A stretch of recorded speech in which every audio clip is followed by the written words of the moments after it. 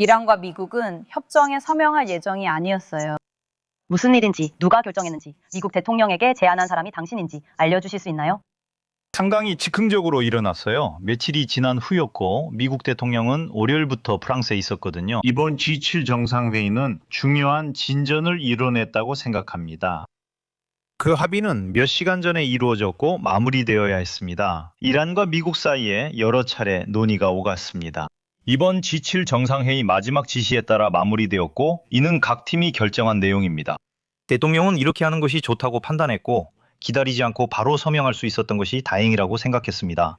이런 조건에서 새로운 국면이 시작되었습니다. 그럼 베르사유에서 하자고 한 쪽이 미국이었나요? 그것은 공동 합의입니다. 안녕하세요. 이것은 좋은 일이며 다양한 것들을 이번 G7 안에 포함시킬 수 있게 했습니다. 결국 G7이 무엇을 가능하게 했나요? 국제협력이 재개됐습니다. 우리는 이번 G7 평가로 다시 돌아올 것입니다. 이 14개 항목 합의를 환영합니다. 이에 대해 다시 자세히 다루겠지만 먼저 첫 번째 질문이 있습니다. 108일간의 분쟁 지역 불안정 그리고 전면전 위험 이후에 이 전쟁에서 누가 이겼습니까, 대통령님? 끝났다고 할 수는 없다고 봅니다. 이 상황은 우리가 수년간 알고 있던 것입니다. 아무도 원하지 않습니다. 프랑스는 이란이 핵폭탄을 갖지 않기를 원했고 그래서 2015년에 첫 합의가 체결됐습니다. 2018년 미국에 의해 폐기됐고 우리는 많이 싸웠습니다. 그리고 근본적으로 프랑스가 주장하는 입장은 다음과 같습니다. 이란은 핵폭탄을 가져서는 안 되고 탄도미사일, 즉 장거리 미사일 능력도 가져서는 안 되며 특히 이라크, 레바논, 예멘 등 지역을 불안정하게 만드는 행위를 중단해야 합니다. 프랑스는 여전히 이 입장을 고수하나요? 전쟁이 시작됐습니다. 이것은 하나의 문제이지만 즉각적인 답은 아니라고 말씀드릴 수 있습니다. 한 걸음 한 걸음 이번 G7 정상회의에서 제가 시도한 것과 수년간 시도해온 것에 대해 말씀드리겠습니다. 미국은 협상에 만족하지 못해 올해 2월 말 이 전쟁을 시작하기로 결정합니다. 그때 우리는 이 전쟁에 참여하지 않겠다고 말했습니다. 우리는 목표를 공유하지 않습니다. 왜냐하면 그 목표들이 명확하지 않아 보이기 때문입니다. 그리고 우리는 몇 주째 전투의 종식과 가까운 미래에 협상을 구조화할 것을 촉구해 왔습니다. 그래서 저는 그게 좋다고 생각합니다. 그래서 저희는 그것을 지지합니다. 왜냐하면 이 서명된 합의가 휴전을 가능하게 하기 때문입니다. 이 휴전은 레바논과도 관련이 있습니다. 둘째로 이 호르무즈 해협의 재개방입니다. 그리고 오늘 아침 프랑스 국기를 단 배가 해협을 통과하는 데 성공했습니다. 호르무즈 해협 재개방에 대해 알아봅시다. 그리고 이것은 경제에 실질적인 영향을 미칩니다. 유가가 하락해 주유소에서 그 영향이 보입니다. 이는 예상된 일이며 우리의 역할 중 하나입니다. 세 번째로 그들은 60일간 평화와 레바논의 평화 회복을 바랍니다. 이는 우리에게 매우 중요한 목표입니다. 따라서 반드시 유지해야 합니다. 그리고 이제 협상의 구조를 잡을 것입니다. 이 60일이 끝나면 우리는 알게 될 것입니다. 모두가 핵과 탄도미사일에 대해 우리가 어떻게 대응할지, 이란이 덜 위험해질지 고려하게 하려는 것입니다. 오늘은 그것을 말할 수 없습니다. 하지만 어떤 경우든 특히 긴장이 고조될 위험이 있을 때는 전쟁보다는 합의가 항상 더 낫다는 것을 알고 있습니다. 그리고 이번이 바로 그런 경우였습니다. 이것은 레바논이 자국 영토에 대한 통제권을 되찾고 우리 경제의 중요한 도로를 다시 열며 이 협상을 시작할 수 있도록 도와줄 것입니다. 하지만 사실 만약 60일이 끝난 후에도 모든 조건이 승인되지 않는다면 우리는 그것을 연장할 수 있습니다. 우리는 이제 협력과 대화의 세 단계에 있습니다. 이는 전쟁보다 낫고 더 효과적인 방법이라고 생각합니다. 사실 이 전쟁은 처음부터 어떤 어려움이 있었습니까? 목표는 무엇이었습니까? 만약 목표가 핵 능력을 파괴하는 것이었다면 우리는 이미 2020년과 2025년 봄 작전을 했을 것이고 그러면 우리는 농축 우라늄을 갖게 되었을 것입니다. 그리고 이것이 협상에서 근본적으로 중요한 핵심 문제입니다. 우리가 현장에서 그것을 희석할 것인지 아니면 국제 원자력 기구의 통제하에 이전할 것인지를 알아야 합니다.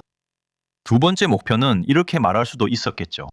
우리는 모든 탄도미사일 능력을 파괴했고 실제로 실행했습니다. 하지만 미국은 전쟁이 끝났거나 성공했다고 말하지 않았습니다. 그래서 처음부터 모호함이 있었고 목표가 정권 교체일 수도 있다는 인상을 주었습니다. 하지만 폭격만으로는 정권 교체가 이루어지지 않습니다. 우리는 그렇게 하지 않았습니다. 그는 도널드 트럼프를 이해했나요? 저는 트럼프 대통령을 대신해서 말하지 않겠습니다. 제가 알 수 있는 것은 그가 정치권과 국내 또 그 지역의 주변 인사들로부터 훨씬 더 멀리, 훨씬 더 강하게 나아가라고 압박을 받았다는 점입니다. 그리고 제가 보는 것은 정권 교체라는 목표는 무엇보다도 그 나라 국민들에 의해 이루어진다는 점입니다. 어쨌든 그게 우리의 신념입니다. 그렇지 않으면 대규모 지상작전이 진행됩니다. 몇 달, 몇 년에 걸친 전쟁이 될 것입니다. 그리고 아프가니스탄에서 무슨 일이 있었는지 보세요. 정권 교체가 10년이 넘는 시간 끝에 성공했습니까? 아니요. 그러므로 우리는 매우 겸손하고 냉철해야 합니다. 따라서 추구했던 목표들, 정당했던 목표들에 관해서는 우리는 군사적으로 더 약해지고 핵 능력도 더 약화된 이란을 보게 됩니다. 그저 이란에는 많은 고통을 겪은 국민이 있습니다. 하지만 그들에게 뭐라고 말합니까? 그들 역시 정권에 반대한 국민들이었고 민족주의와 애국심으로 다시 뭉쳤습니다. 그래서 저는 이 지역 전체가 평화가 회복되기를 필요로 했다고 생각합니다. 저는 걸프 국가들과 그 지역 국가들, 우리의 방위 협정으로 프랑스가 도움을 받은 아랍에미리트, 카타르, 사우디아라비아, 바레인, 그리고 바레인과 쿠웨이트도 생각합니다. 그래서 저는 평화가 필요했다고 생각합니다. 이제 말씀드리겠습니다. 새로운 단계가 시작됩니다.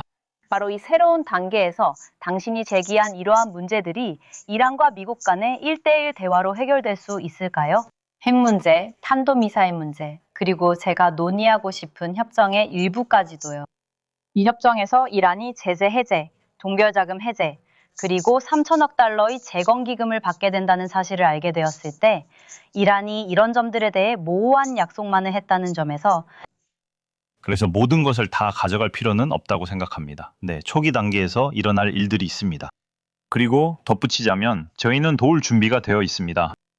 영국인들과 함께 국제 임무를 수행했고 우리는 그곳에 있으면서 24시간 내에 전투기를 신속히 보낼 수 있습니다. 현재로서는 그들이 협정 조건에 따라 관리하기를 원하고 있고 그렇게 진행되고 있습니다. 하지만 해야 할 일이 많습니다. 우리는 우리의 기뢰 제거반 그리고 그 주위를 둘러싼 프리기탐들과 함께 항공모함도 보낼 수 있습니다. 또한 기술적으로 재개하는 데도 도움을 줄 것입니다. 왜냐하면 우리는 그 해협, 즉 영국 해협 관리에 대한 경험이 있기 때문입니다. 그래서 이것이 첫 번째 요소입니다. 두 번째로 나머지 협상에 관해서는 우리가 유지해온 입장은 그것이 좋은 생각이 아니었다고 말하는 것이었습니다. 그래서 우리는 이 전쟁에 참여하지 않았습니다. 일주일 전만 해도 전쟁과 폭격이 계속됐고 확전 가능성도 있었습니다. 그리고 갈 데가 없거나 프랑스처럼 휘발유값 낮춰라는 곳엔 가지 않는다는 의미입니다. 우리 경제를 위해 뭔가 해주세요. 우리는 세계 경제 전망을 살펴봤고 그것이 하락하고 있다는 것을 봤습니다. 무엇을 해야 할까요? 어디에 중점을 두어야 할까요?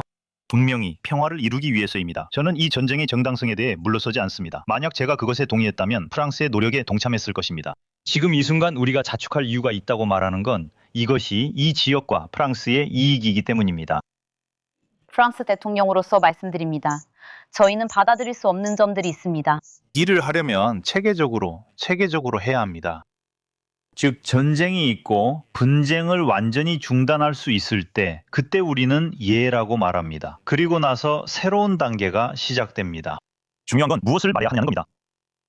하지만 그렇지 않습니다. 우리는 우리에게 중요한 것을 말합니다. 우리에게는 예가 아니면 삶이 없고 그렇지 않으면 아무것도 나아가지 않습니다.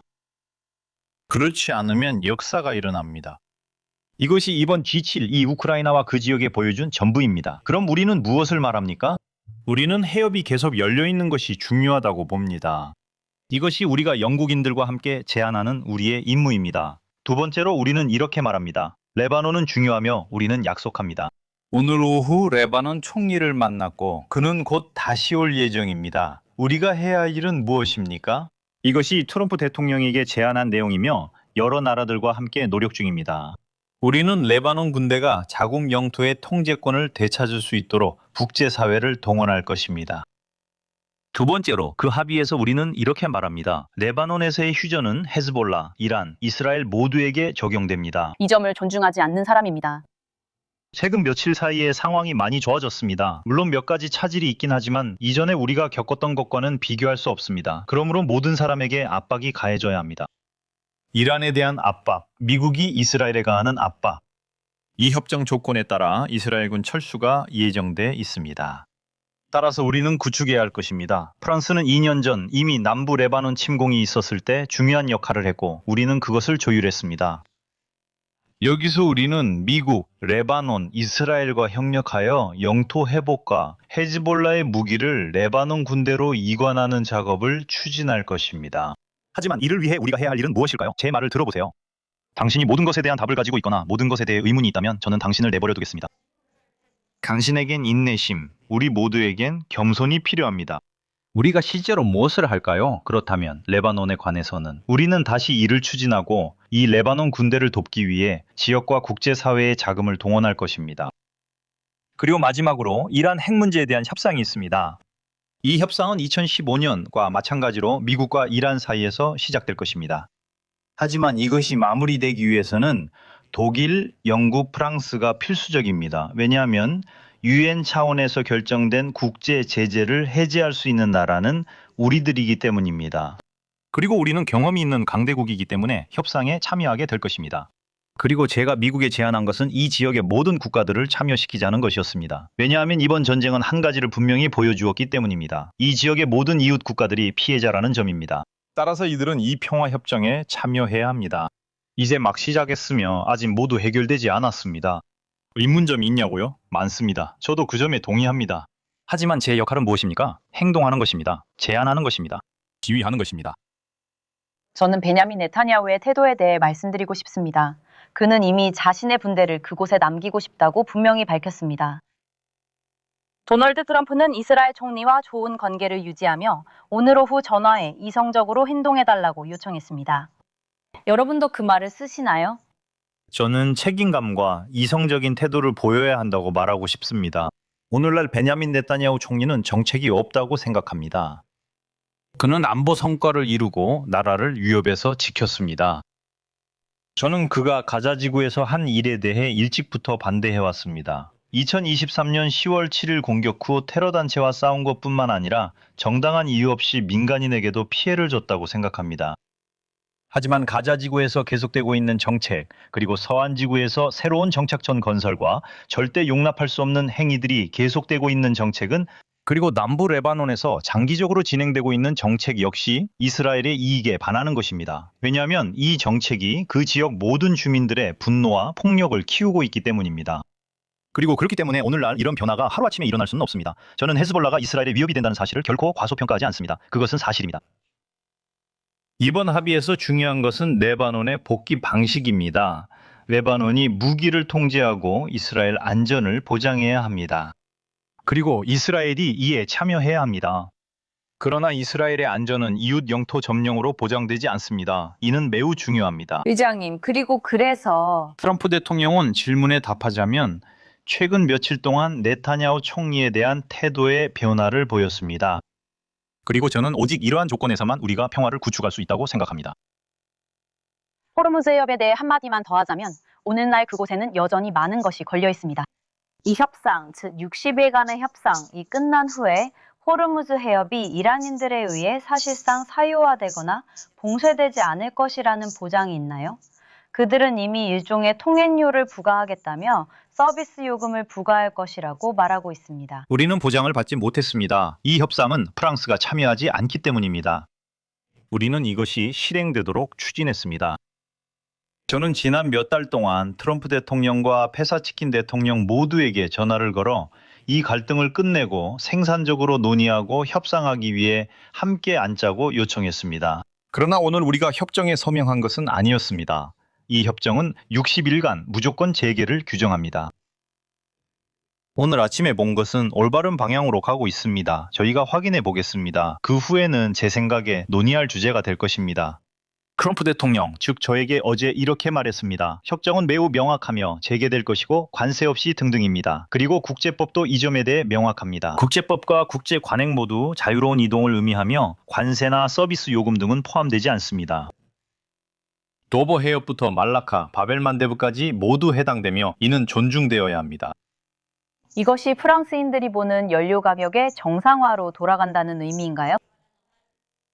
들으세요. 저는 신중한 사람입니다. 우리가 무엇을 할 수 있고 왜 그런지 말씀드리겠습니다. 이 합의가 의문점을 제기한다는 말씀은 맞습니다. 그래서 우리는 경계심을 갖고 한 걸음 한 걸음 그들을 끌어올리기 위해 모든 노력을 다할 것입니다. 하지만 합의서에 서명하자마자 가격이 바로 내려갔습니다. 가격이 치솟았었는데 다시 원래대로 돌아왔습니다.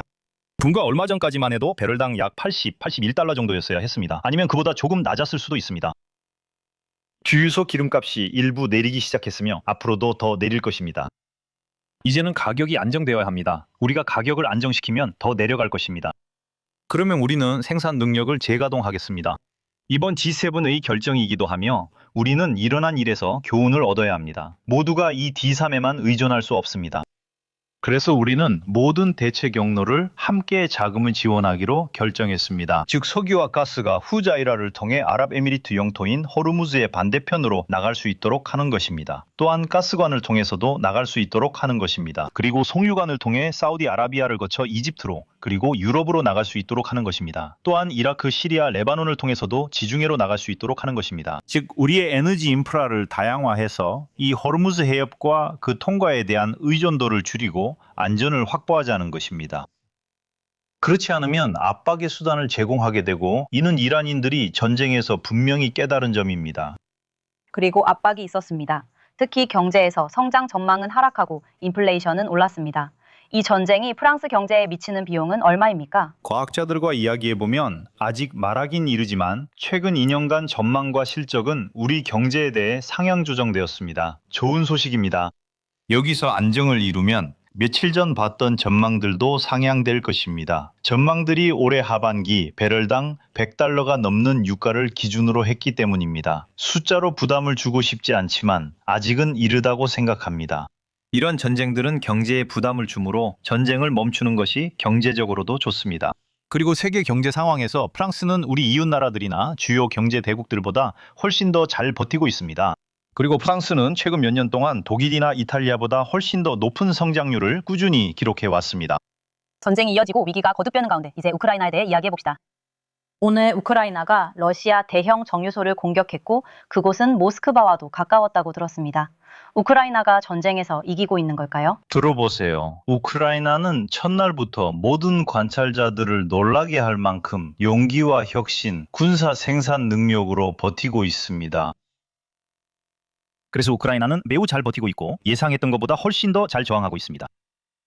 4년 반 넘게 전문가들은 우크라이나가 곧 무너질 것이라며 매 3개월마다 겨울을 넘기지 못할 거라고 예측해왔습니다. 우크라이나는 자신들이 겪어본 가장 혹독한 겨울을 견뎌냈을 뿐만 아니라 일부 영토도 되찾았습니다. 현재 기술 전쟁에서 우리는 최전선, 즉 악명 높은 죽음의 지대에 있습니다. 이 지대는 도네츠크 지역에서 크림반도까지 이어지며 정말 끔찍한 곳입니다. 그 지역에 드론 전쟁이 있습니다. 분명히 그곳은 사람들이 싸우는 전쟁이고 많은 사망자와 엄청난 손실이 있습니다. 사실 러시아 쪽의 손실도 많습니다. 그렇지 않습니까? 매달 3만 명이 넘는 러시아 병력이 중립화되고 두상당하거나 사망합니다. 상상해보세요. 하지만 요즘에는 드론 전쟁이 벌어지고 있습니다. 그리고 이 전쟁에서 우크라이나의 생산 능력은 정말 놀랍습니다. 그리고 이것을 도널드 트럼프는 분명히 이해했습니다. 당신이 말했듯이 이번 G7 회의에서 도널드 트럼프가 우크라이나가 현장에서 우위를 점할 수 있다는 것을 이해한 전환점이 있었다고 했죠.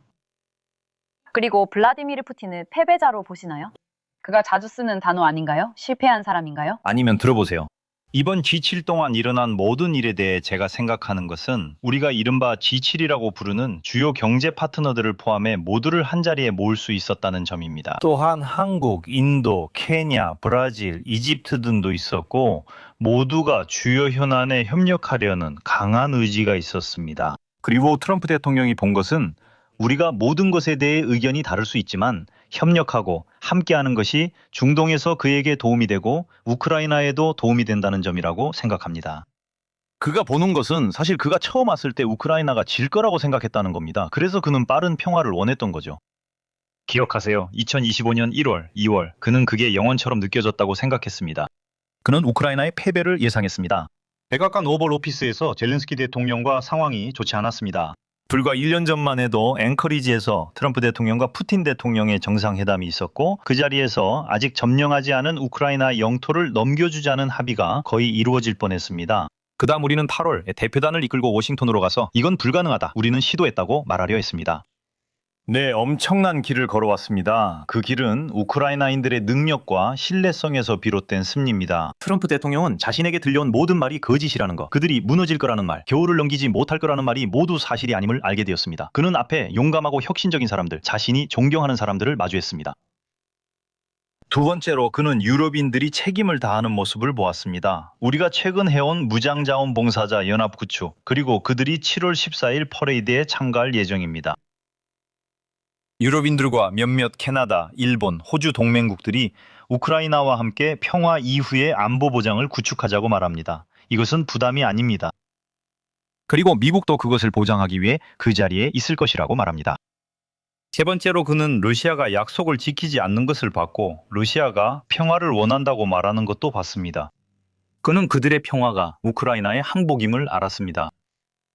그는 이해했습니다. 이번 G7 정상회의에서 진정한 변화가 있었고 이는 환영할 만한 진전입니다. 하지만 도널드 트럼프가 언젠가 블라디미르 푸틴을 압박할 수 있을 정도로 상황이 갈 수 있다고 생각하세요? 그 정도까지 왔다고 보시나요? 들어보세요. 러시아가 제가 보기엔 근동과 중동에서 벌어지고 있는 일의 결과 중 하나는 가격 하락입니다. 또 다른 결과는 물량이 풀리게 되어 다시 한번 러시아에서 나오는 것에 압박을 가할 수 있게 된다는 점입니다. 미국이 전쟁 중에 예외를 두었던 바로 그 부분이죠. 저는 트럼프 대통령이 이 전쟁에서 우크라이나 지원을 더 강화할 것이라 확신합니다. 자신의 영토를 방어하고 보호하기 위해서뿐만 아니라 중요한 정보 자산으로 러시아를 억제하고 러시아와 그 경제에 더 큰 압박을 가하며 다시 협상 테이블로 이끌기 위해서이기도 합니다. 항복과 같은 평화 조건을 받아들이는 것이 아니라 요청하는 처지가 아니라 지속 가능하고 오래가는 평화를 구축할 수 있도록 하는 것입니다. 양측 모두에게 받아들일 수 있는 영토 합의와 오직 두 당사자만이 결정하는 안보 보장이 있는 합의입니다. 이 점에서 이는 진정한 의미의 중요한 진전입니다. 그리고 젤렌스키 대통령과 트럼프 대통령 사이에 있었던 논의의 질은 어땠습니까? 그리고 선거 이후 처음으로 유럽 국가들, 캐나다, 일본, 그리고 미국 사이에서 발견된 의견의 일치와 합의는 최근 며칠 동안 중요한 진전을 의미합니다. 간단히 말씀드리면 여러분, 유럽인들과 프랑스는 이 필요한 대화를 장려하기 위해 주도적인 역할을 했습니다. 여러분은 이에 대해 어떻게 생각하는지 말씀해 주실 텐데요. 블라디미르 푸틴과 볼로디미르 젤렌스키 사이에서 말이죠. 우리는 그를 계속 압박하고 있지만 지금으로서는 러시아가 이를 거부하고 있다는 점을 인정할 수밖에 없습니다. 따라서 우리는 계속해서 이를 추진할 것입니다. 지금 중요한 것은 러시아가 이 대화를 진지하게 그리고 건설적으로 요청하는 것이라고 생각합니다. 그러나 젤렌스키 대통령은 트럼프 대통령과 저에게 푸틴 대통령이 예를 들어 제네바의 유엔 틀 안으로 오면 저는 응할 준비가 되어 있고 우리가 에비앙에 있는 동안 그를 만나러 갈 수도 있습니다 라고 말했습니다. 그래서 그 기회는 살리지 못했습니다. 흔히 말하듯이요. 푸틴 대통령은 그것을 원하지 않았습니다. 저는 이 대화가 그 어느 때보다 더 중요하다고 생각합니다. 저는 현재 러시아가 준비되지 않았다고 생각합니다. 그러나 미국도 이 논리에 동참하고 있다고 봅니다. 그리고 저는 트럼프 대통령 그리고 그의 외교부 장관인 루비오 장관도 그들이 무엇을 진전시킬 의향이 있는지 논의의 조건과 시안에 대해 매우 명확하게 밝히는 것을 보았습니다. 우리와의 관계도 마찬가지입니다. 미국의 대유럽 입장을 항상 따라잡기는 쉽지 않습니다. 이번 G7 정상회의에서 우리는 도널드 트럼프와의 마찰 완화를 시도한 모습을 볼 수 있었습니다. 프랑스는 숨막히는 상황임에도 기후변화 등 민감한 주제는 피하려 했습니다. 대통령님께서는 도널드 트럼프가 프랑스 와인에 대한 관세 위협을 철회하도록 하셨고 이는 상당한 영향을 미쳤습니다. 네, 맞습니다. 우리가 동의하지 않는 주제들이 있습니다. 앞으로도 동의하지 않을 주제들이 있을 것입니다. 남녀평등 그리고 기후 문제입니다. 국제법과의 관계도 결코 작은 주제가 아닙니다. 저는 중요한 주제에 대해 이야기하며 기후도 다룹니다. 저는 우리를 듣고 있는 모든 동포 여러분께 정말로 경계심을 갖고 노인과 취약한 분들 그리고 아이들을 잘 돌보며 정부의 모든 공고를 잘 따르시길 간곡히 당부드립니다. 우리가 겪고 있는 이 시기는 매우 힘든 시기이기 때문입니다. 그러므로 정말로 조심해야 하고 조언을 잘 들어야 합니다. 이 이야기는 여기서 마치겠습니다. 우리가 그것에 동의하지 않는 것은 사실이지만 저는 실용주의자입니다. 그래서 저는 G7에서 미국인들이 합의가 가능한 모든 분야에 참여하도록 노력했습니다. 그리고 보세요. 우크라이나 문제에 대해서는 의견이 달랐지만 결국 합의에 도달했습니다. 근동과 중동 문제에 의견이 달랐고 미국은 공격을 원했습니다. 우리는 만나 그를 지지했습니다. 그리고 프랑스 와인에 대해서는요? 거기에 도달하고 있습니다만 암에 대해서 건강에 대해서도요. 생각해보세요. 네, 매우 중요한 문서가 공개되었습니다. 제가 이렇게 말하는 이유는 이 주제가 우리 국민 수백만 명에게 영향을 미치기 때문입니다. G7에서 처음으로 암에 관한 합의가 이루어졌고 데이터를 공유하기로 했습니다. 이는 특히 소아암이나 가장 심각한 암에 있어서 매우 중요합니다. 이번 G7의 큰 진전입니다. 핵심 광물과 희토류에 대해서도 우리는 전문가들이 매우 어렵다고 생각했던 합의를 이끌어냈습니다. 양자 관계에서는 항상 약간의 도발적인 스타일이 있습니다. 더 정확히 말하면 권력 관계를 가지기 위한 일종의 위협 방식입니다. 그래서 우리는 그 전에 논의를 했었습니다. G7 정상회의의 첫 1시간 반은 우리가 논의를 시작하기 전에 양자 간 대화로 이루어졌습니다. 우리는 모든 것을 준비했습니다. 저는 우크라이나, 중동과 근동에 대해 준비했습니다. 그리고 나서 우리는 무역에 대해 이야기했습니다. 그리고 저는 트럼프 대통령에게 먼저 이렇게 말했습니다. 유럽에서 합의가 이루어졌고 서명되었으며 승인되었다고 말했습니다. 지금은 안정이 필요합니다. 저는 한 가지 걱정이 있습니다. 중국 경제가 우리를 공격하지 않길 바랍니다. 그건 여러분께도 좋지 않을 겁니다. 그렇게 해서는 문제가 해결되지 않습니다. 그는 어쨌든 듣고 있습니다. 그리고 나서 저는 이렇게 말합니다. 이제 새로운 논쟁, 디지털 세금을 도입하세요. 철회하지 않으면 프랑스 와인에 세금 부과하세요. 먼저 저는 이렇게 말합니다. 여러분은 공정하지 않습니다. 왜냐하면 제 생각에 디지털 세금을 도입한 나라가 8개나 있기 때문입니다. 그렇다면 왜입니까?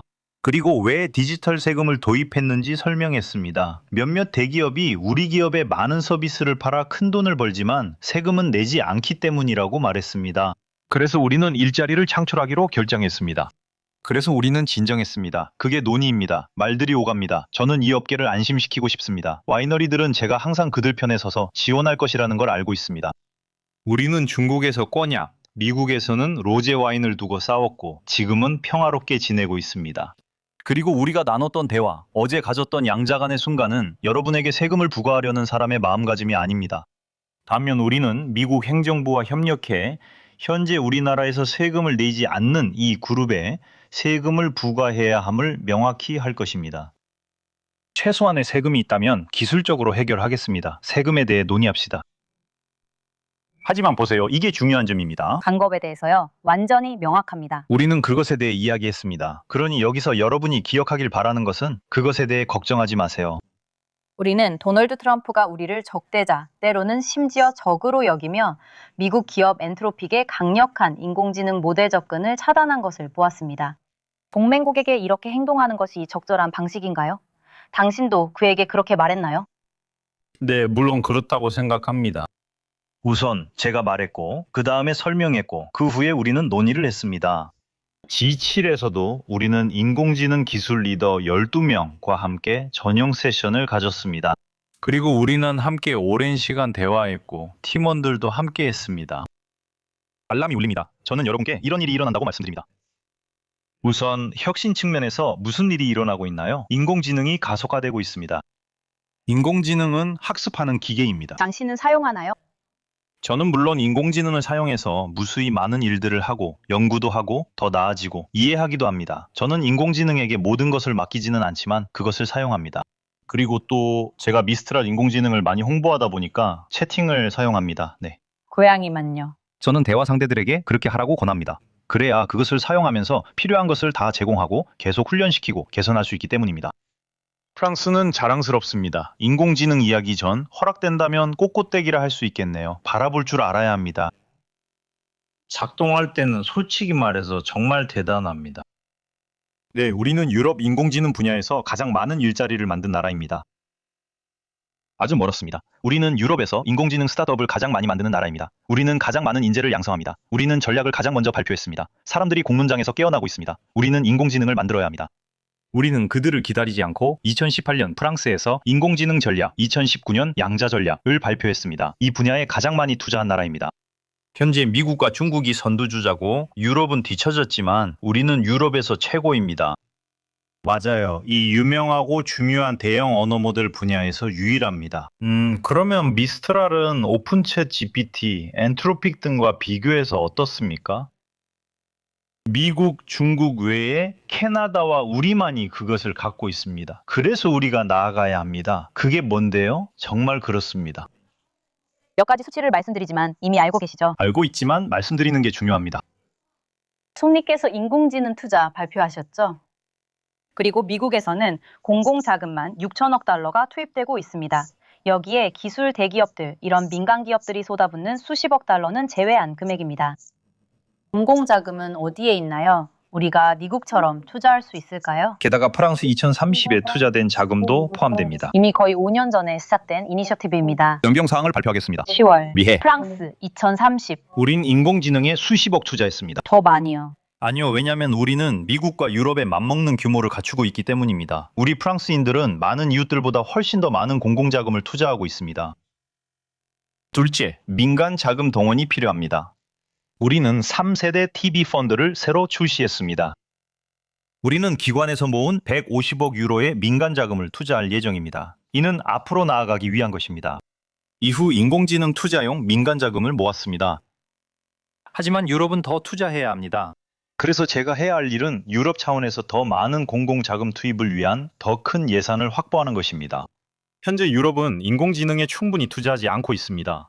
프랑스인은 이웃 나라보다 더 소비합니다. 우리 유럽인들은 충분히 소비하지 않습니다. 당신은 독일인들과 이야기하고 있나요?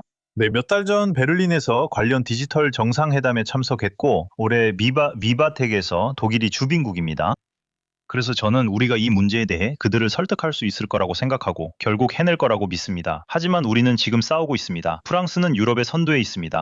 우리는 유럽 챔피언이며 이제 축구에 비유하면 세계대회에 참가하고 싶으니 계속 투자해야 합니다.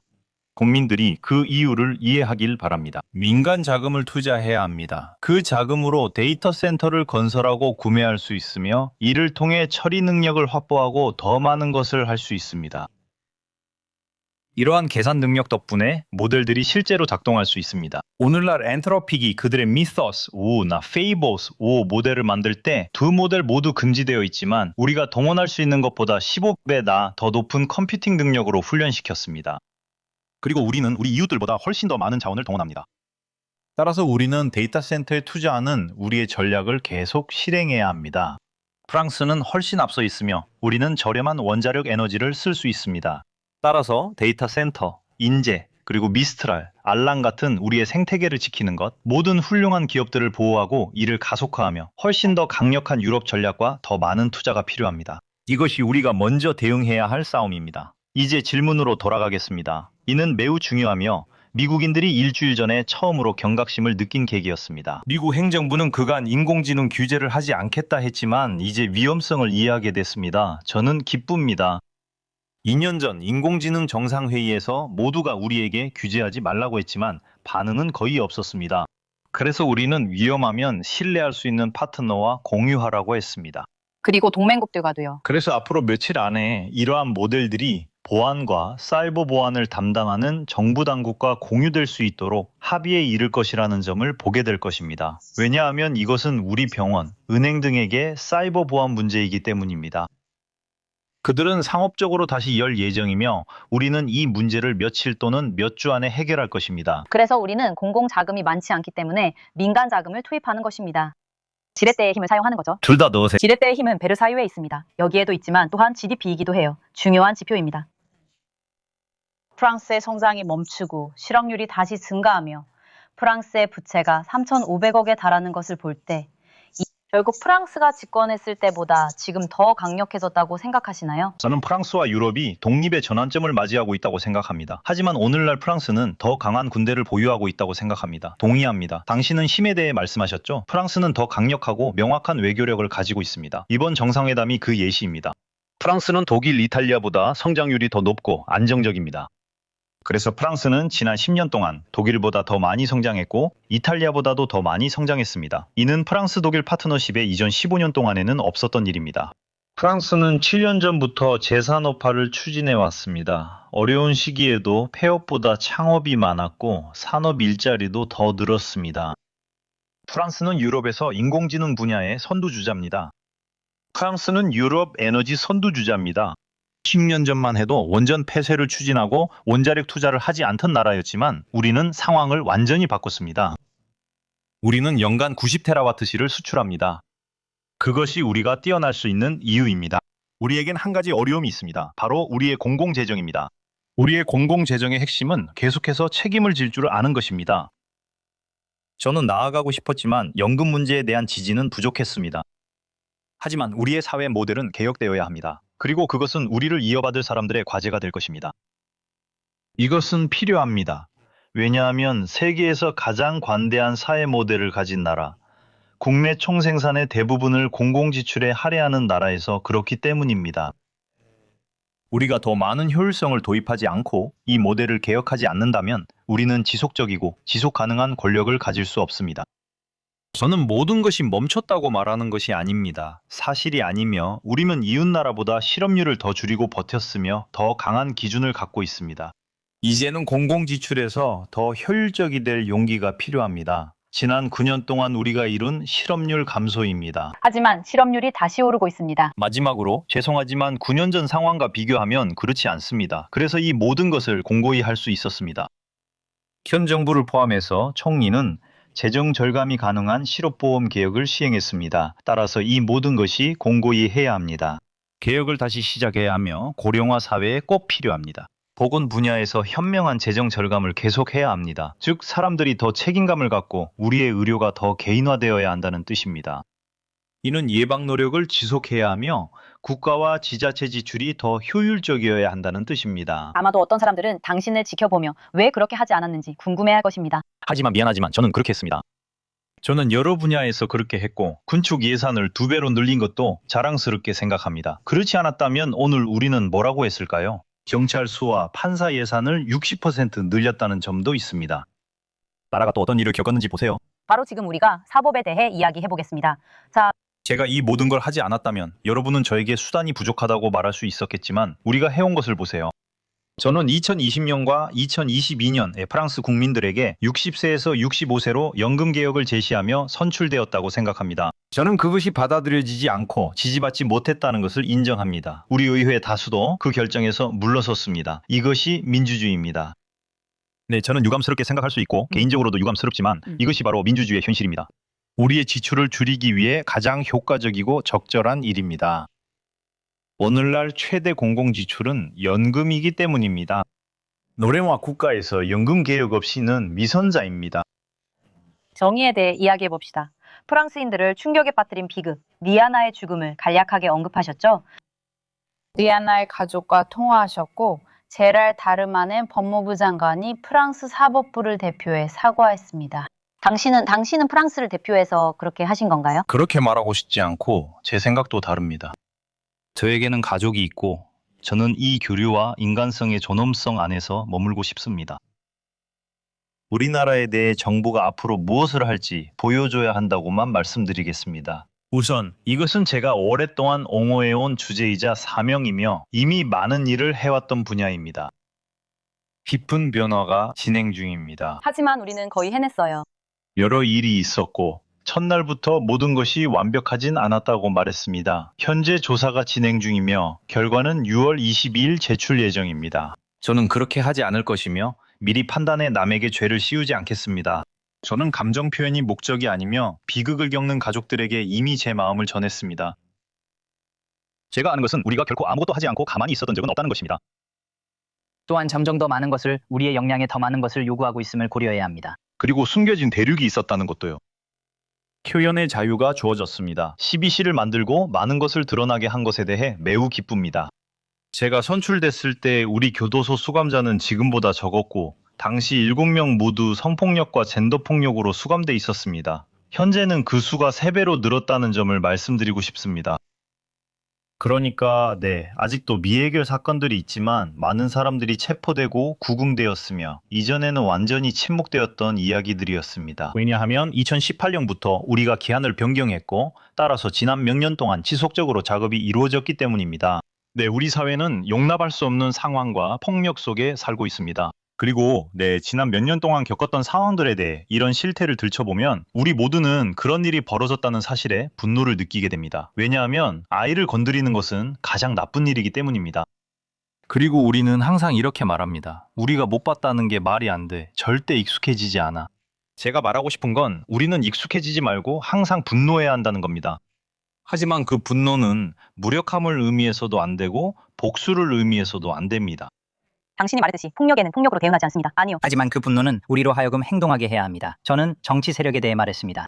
그 어리석은 논란은 용납할 수 없었습니다. 저는 정치 세력에 대해 말하고 있었습니다. 그리고 즉시 법을 만들겠습니다.